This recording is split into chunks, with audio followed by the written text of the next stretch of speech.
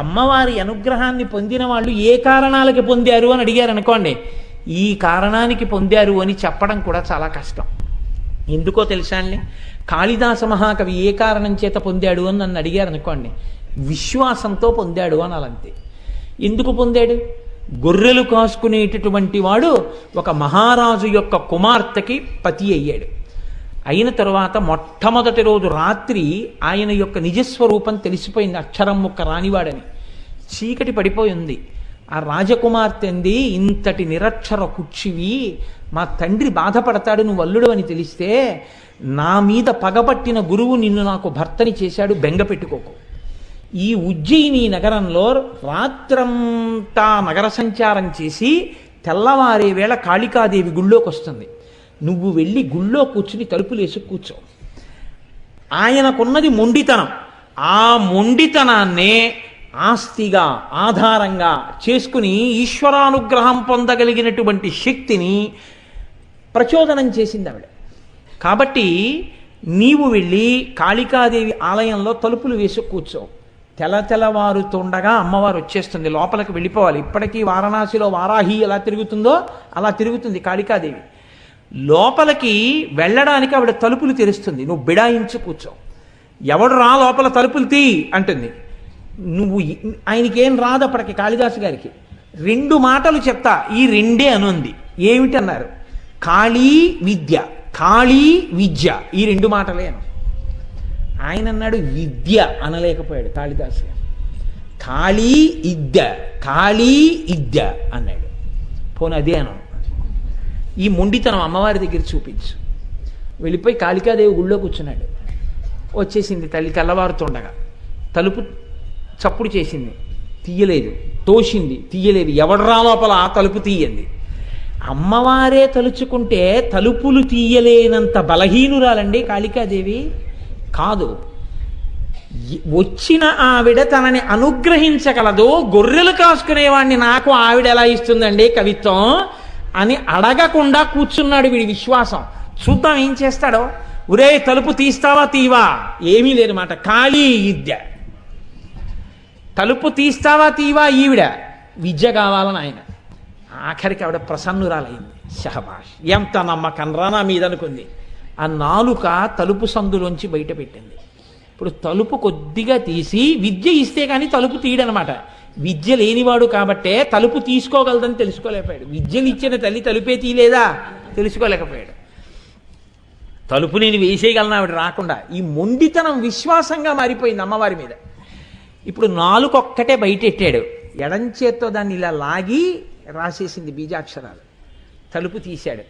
మాణిక్య వీణాం ఉపలాలయంతీం మదాలసాం మంజులవగ్విలాసాం మహేంద్ర నీలజ్యుతి కోమలాంగీం మాతంగ కన్యాం మనసా స్మరామి చతుర్భుజే చంద్రకళావతంసే కుచోన్నతే కుంకుమ రాగశోణే పుండ్రేక్షు పాశాంకుశ పుష్పబాణ హస్తే నమస్తే జగదేకమాతః అంటూ మహానుభావుడు శ్యామలా దండకం చేశాడు.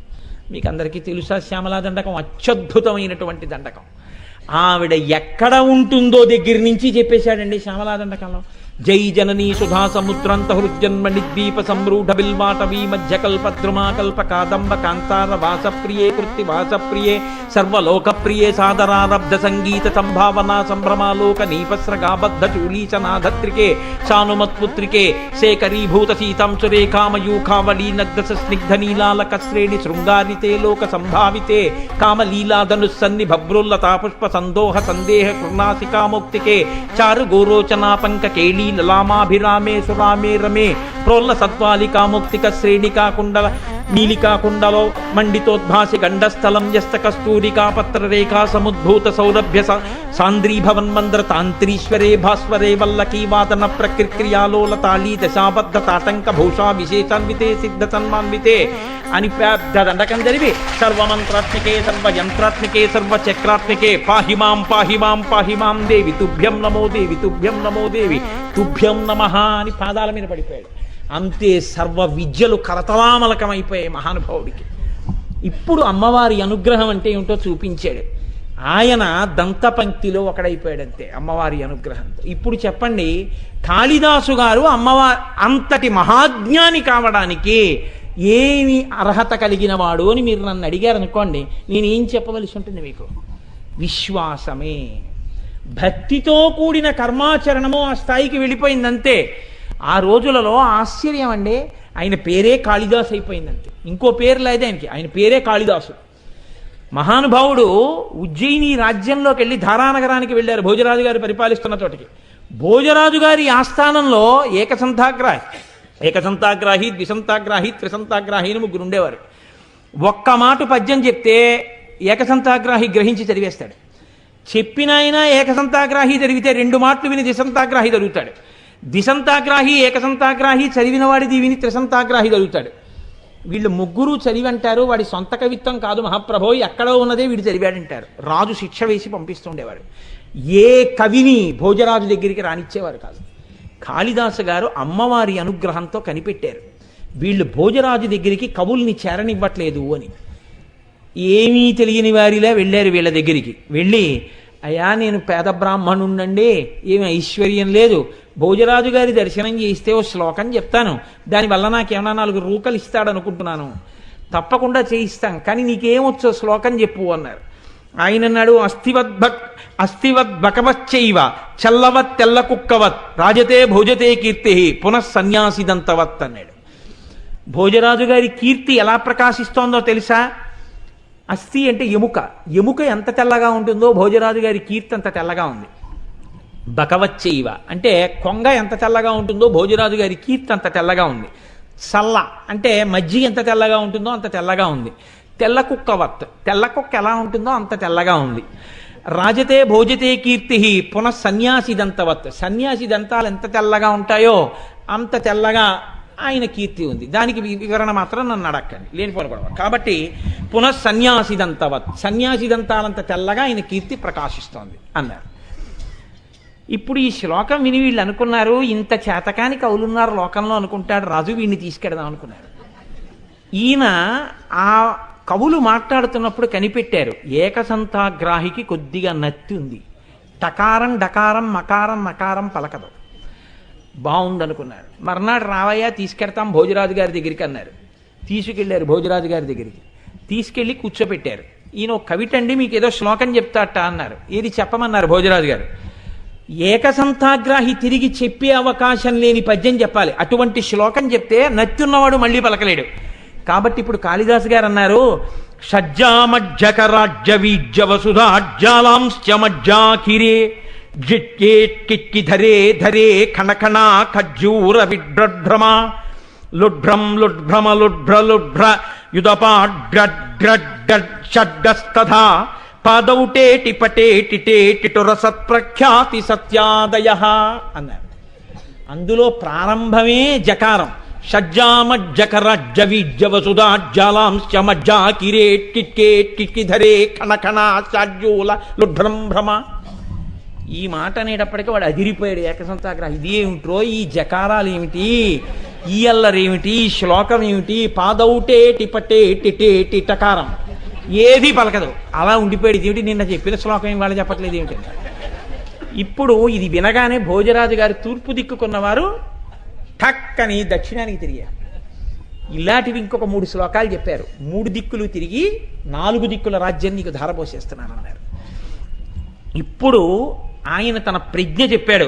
మహారాజశ్రీమన్ జగతి యశసాతే ధవళితే పయఃపారావారం పరమ పురుషోయం మృగజతే కపర్దీ కైలాసం కరివరమ భౌమం కులిశభృత్ కళానాథం రాహు కమల భవనో హంసమధునా అన్నారు. మహారాజా, మీ కీర్తి ఎంత తెల్లగా ప్రకాశిస్తోందో తెలుసా?